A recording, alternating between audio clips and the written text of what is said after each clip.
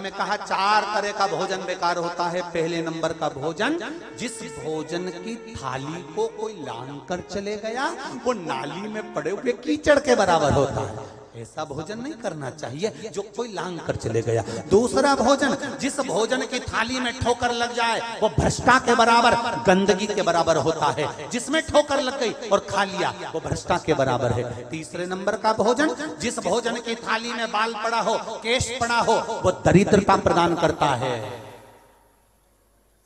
और चौथे नंबर का भोजन, पति और पत्नी एक ही थाली में साथ बैठकर भोजन कर रहे हो तो वो मदिरा के बराबर होता है। ये 4 तरह का भोजन बेकार।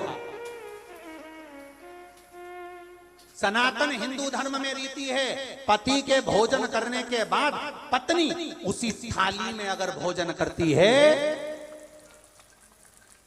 तो पति की अकाल मौत का स्मरण नहीं होता और नारी का अखंड सौभाग्य होता है और 4 धाम के प्रसाद के बराबर वो महाप्रसाद होता है। पति के जीवने के बाद पत्नी अगर उसी थाली में भोजन कर रही है, और हमारा निवेदन है पति की थाली में अगर भोजन नहीं करना है तो निवेदन है एक थाली में भोजन साथ बैठकर मत करो, 2 थाली लगा लो, अलग अलग लगा लो। साथ बैठ के भोजन करते हो मना नहीं है, आप आराम से करो, पर एक थाली में दोनों साथ बैठकर खाते हैं तो वो मदिरा के तुल्य होता है।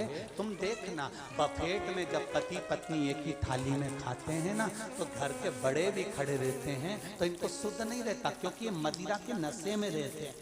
स्नेह का प्यार का नशा ऐसा होता है, आग लगन दो अपन तो चरो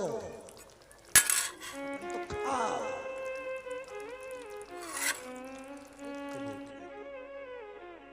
अलग अलग थाली लगा लो, दोनों एक साथ खाना है तो।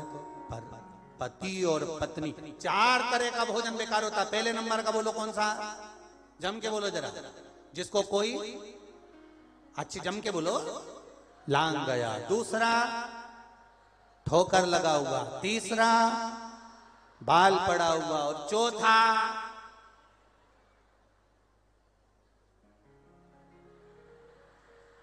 कितनी चतुर बैठी है रे राम, गजब की जगदम्बा है रे राम जी। चौथे तरह का भोजन है पति पत्नी एक थाली में भोजन ना करें। और एक बात और स्मरण में रहे, पिता की थाली में